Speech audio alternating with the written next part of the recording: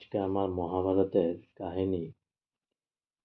মহাভারত যুদ্ধের কাহিনী। দ্রৌপদী মেয়েদের অনেক আদর আপ্যায়ন করলেন, তাদের যত্ন করে খাওয়ালেন।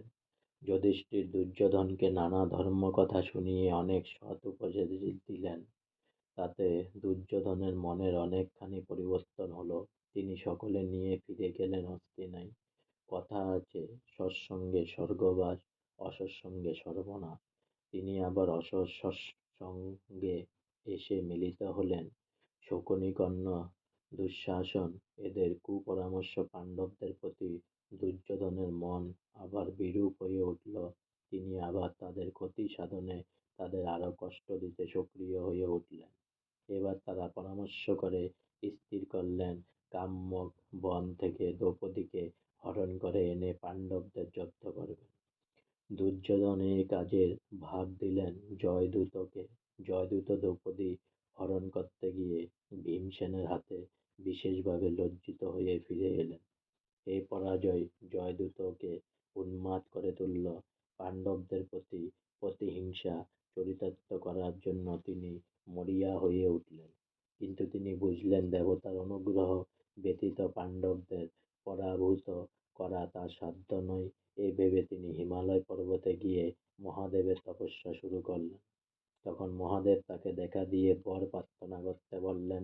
জয়দ্রথ বললেন, প্রভু, আমাকে এই বর দাও যেন পাণ্ডবদের আমি পরাজিত করতে পারি। মহাদেব বললেন, অন্য বর চাও। জয়দ্রথ বললেন, পাণ্ডব বিজয় ছাড়া আমার দ্বিতীয় কোনো কামনা নেই। মহাদেব ওই বর দিতে স্বীকৃত না হয়ে প্রস্থান করলেন। এরপর জয়দ্রথ আরো কঠোর তপস্যা শুরু করলেন। তার সেই তপস্যায় বিচলিত হয়ে মহেশ্বর আবার জয়দ্রথের সামনে আবির্ভূত হয়ে বললেন, পাণ্ডব বিজয় ছাড়া তুমি অন্য বর প্রার্থনা করো। জয়দ্রথ বললেন, প্রভু, তোমাকে তো পূর্বে জানিয়েছি, এ বর ছাড়া দ্বিতীয় কোনো বর আমার কাম্য নয়। এ বর দিতে যদি তোমার অনিচ্ছা থাকে তবে কেন বারবার এসে আমাকে বিরক্ত করছো? মহাদেব বললেন, তুমি যে বর চেয়েছ সে বর দেওয়ার সাধ্য আমার নেই, কারণ শ্রীকৃষ্ণ আর অর্জুনের আত্মা অভিন্ন। শ্রীকৃষ্ণকে পরাজিত করার সাধ্য যেমন কারো নেই, তেমনি অর্জুনকেও কেউ পরাজিত করতে পারবেন না। অর্জুন ছাড়া তুমি আর অপর 4 ভাইকে পরাজিত করতে পারবে, তবে পুত্রের পরাজয়ের পিতার পরাজয় হয়। সেই হিসাবে তোমাকে এ বর দিচ্ছি। তোমার সহায়তায় অর্জুন পুত্র অভিমন্যু একদা বধ হবে, তাতে পরোক্ষে তোমার অর্জুনকে পরাজিত করা হবে। এ বলে মহাদেব প্রস্থান করলেন। জয়দ্রথ ফিরে এলেন হস্তিনায়। এরপর দুর্যোধন পাণ্ডবদের জব্দ করার নতুন ফন্দি উদ্ভাবনে মনোনিবেশ করলেন। অচিরেই এক বিশাল বড় সুযোগ এসে গেল। একদিন দুর্বাসা মুনি 10,000 শিষ্য নিয়ে হস্তিনার রাজপ্রাসাদে এসে উপস্থিত হলেন। এই দুর্বাসা মুনি ছিলেন অত্যন্ত বদরাগী মানুষ। কারো কাজে সামান্য একটু ত্রুটি দেখলেই বা কেউ কিঞ্চিৎ অন্যায় করলেই তিনি তার উপর এমনই রেগে যেতেন যে সঙ্গে সঙ্গে তাকে অভিশাপ দিয়ে ভস্ম করে ফেলতেন। তাকে দেখে দুর্যোধনের হৃদকম্প উপস্থিত হলো। তিনি তটস্থ হয়ে তাকে সাষ্টাঙ্গে প্রাণপাত করলেন এবং তার শিষ্যদের আদর যত্ন সেবা শুশ্রূষার জন্য অসংখ্য পরিচারক নিয়োগ করলেন। শেষে তাদের উত্তম মধ্যম আহার করিয়ে পরিতৃপ্ত করালেন। বিদায় নেবার সময় দুর্বাসা দুর্যোধনকে বললেন, বৎস, তোমার অতিথেয়রাই অত্যন্ত প্রীত হয়েছি। এখন তোমার মনের কি ইচ্ছা বলো, আমি তা পূরণ করব। দুর্যোধন বললেন, প্রভু, আমার ইচ্ছা আপনি অচিরেই একদিন এ 10,000 সৈন্য সহ কাম্যক বনে যুধিষ্ঠিরের কুটিরে গিয়ে রাতের মতো সেখানে আতিথ্য গ্রহণ করে আহার পর্ব সমাধা করুন। এই ইচ্ছাটি পূর্ণ হলে আমি খুশি হই। দুর্বাসা এ প্রস্তাবে সম্মত হয়ে তখনই শিষ্যগণ সহ কাম্যক-বনের উদ্দেশ্যে যাত্রা শুরু করলেন। যুধিষ্ঠির দেব ও দিবাকরের নিকট হতে সে স্বর্ণ থালাটি উপহার পেয়েছিলেন। সে থালার গুণাগুণ সম্পর্কে দুর্যোধন সবিশেষ অবগত ছিলেন। তিনি জানতেন দ্রৌপদীর দ্বিপ্রহরিক আহারের পর সে থালা হতে সেদিনের মতো আর এক মুষ্টিও আহার্য এই সন্ধ্যার সময় দুর্বাসা যখন 10,000 শিষ্য নিয়ে আহার প্রার্থী হয়ে যুধিষ্ঠিরের আতিথ্য গ্রহণ করবেন, তখন তিনি আহার্য না পেয়ে নিশ্চয় পাণ্ডবদের অভিশাপ দিয়ে ভস্মীভূত করে ফেলবেন। এ দুর্বুদ্ধি স্থির করলে দুর্যোধন এরূপ অনুরোধ জানালে দুর্বাসা সন্ধ্যার কিছু পূর্বেই কাম্যক বনে উপনীত হয়ে যুধিষ্ঠিরকে বললেন, আজকের রাত্রির জন্য আমরা তোমার আতিথ্য গ্রহণ করছি, তুমি আমাদের নৈশ আহারের বন্দোবস্ত করো। ইতিমধ্যে আমরা প্রভাস নদীর থেকে স্নান আহ্নিক সেরে ফিরে আসছি। এ বলে তিনি প্রভাসের দিকে যাত্রা করলেন। পাণ্ডবগণের মাথায় যেন সারা আকাশটা ভেঙে পড়ল। দ্রৌপদীর আহার বহু পূর্বে শেষ হয়ে গেছে, এখন উপায় কি? একজন দুজন নয়, 10,000 লোকের আহারের ব্যবস্থা তারা করবেন কিরূপে?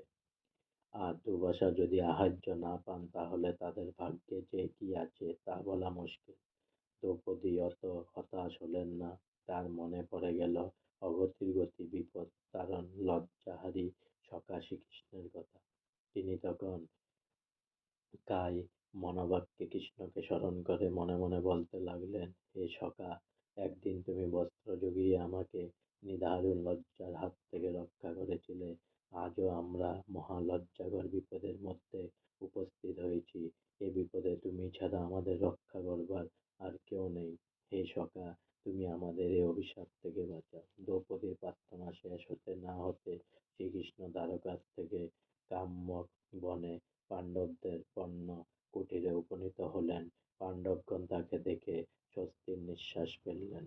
কৃষ্ণ যখন এসে গেছেন, তখন যা হোক কিছু একটা ব্যবস্থা হবেই। শ্রীকৃষ্ণ এসে সরাসরি দ্রৌপদীর কক্ষে গিয়ে বললেন, দ্রৌপদী, আমার বড় ক্ষুধা পেয়েছে, শীঘ্রই খেতে দাও। দ্রৌপদী বললেন, আমার সঙ্গে এ কি ছলনা করছেন সখা? কৃষ্ণ অবাক হওয়ার ভান করে বললেন, কিসের ছলনা? দ্রৌপদী বললেন, তুমি তো অন্তর্যামী, সর্বই তুমি জানো।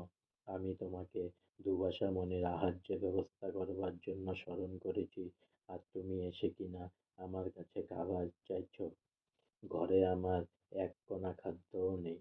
কৃষ্ণ বললেন, আচ্ছা, ওসব ব্যাপারে কি করব পরে চিন্তা করছি, আগে আমার ক্ষুধা নিবৃত্তি করো। সামান্য কিছু খাদ্য পেলেই আমার চলবে। দ্রৌপদী বললেন, বিশ্বাস না হয় ঘরে এসে দেখো কি আছে। শ্রীকৃষ্ণ গিয়ে দেখলেন সে সোনার থালাটি গায়ে কয়েক টুকরো অন্ন এবং শাক লেগে রয়েছে। তা দেখে তিনি হর্ষোৎফুল্ল কণ্ঠে বলে উঠলেন, এ তো খাবার রয়েছে, এতে আমার ক্ষুধা মিটবে। তুমি খাবার জল দাও। এ বলে তিনি এক টুকরো অন্ন এবং শাকটুকু মুখে দিয়ে ঢক ঢক করে খানিকটা জল খেয়ে বললেন, এতে বিশ্বের আত্মার তৃপ্তি হোক। দ্রৌপদী অবাক নয়নে তার কার্যকলাপ লক্ষ্য করছিলেন। ওদিকে মণিরা তখন সবে মাত্র স্নান সেরে তীরে উঠেছেন। এমনি তাদের মনে হলো পেটে আর বিন্দুমাত্র খিদে নেই। তাদের উদরে অবস্থা এমনই হয়ে উঠল যেন এইমাত্র তারা ভুরি ভোজন করে উঠলেন, আর এক ফোঁটা জলও তাদের কারো উদরে প্রবেশ করবে না। এই অলৌকিক কাণ্ড ঘটে যাওয়ার দুর্বাসা বা তার শিষ্যদের বিস্ময়ের সীমা পরিসীমা রইল না। দুর্বাসা বড় লজ্জাকর পরিস্থিতির মধ্যে পড়ে গেলেন। তিনি তো যুধিষ্ঠিরকে বলে এসেছেন 10,000 লোকের রান্নার ব্যবস্থা করতে। যুধিষ্ঠির নিশ্চয় এতক্ষণে রান্নার সে বিপুল আয়োজন করে ফেলেছেন। এখন তাকে গিয়ে তিনি আবার কি করে বলবেন যে না, তাদের খিদে নেই, তারা খাবেন না? তখন দুর্বাসা সেই লজ্জার হাত থেকে নিজেকে বাঁচাবার জন্য নদীর তীর থেকে দলবল নিয়ে পালিয়ে গেলেন। দেখতে দেখতে পাণ্ডবদের বনবাসের 12টা বছর শেষ হয়ে এলো, আর মাত্র 6 দিন বাকি। এবার 1 বছর অজ্ঞাতবাসে কাটাতে হবে পাণ্ডবদের। অনেকে ভেবে চিন্তে তারা স্থির করলেন অজ্ঞাতবাসের 1 বছর নিজের পরিচয় গোপন রেখে মৎস্য দেশে গিয়ে বাস করবেন। আজকে আমার মহাভারত যুদ্ধের কাহিনী এখানেই সমাপ্ত হলো। তাই পুনরায় অনেক অনেক সাবস্ক্রাইব করুন আমার চ্যানেলটি, অনেক অনেক লাইক করুন প্লিজ।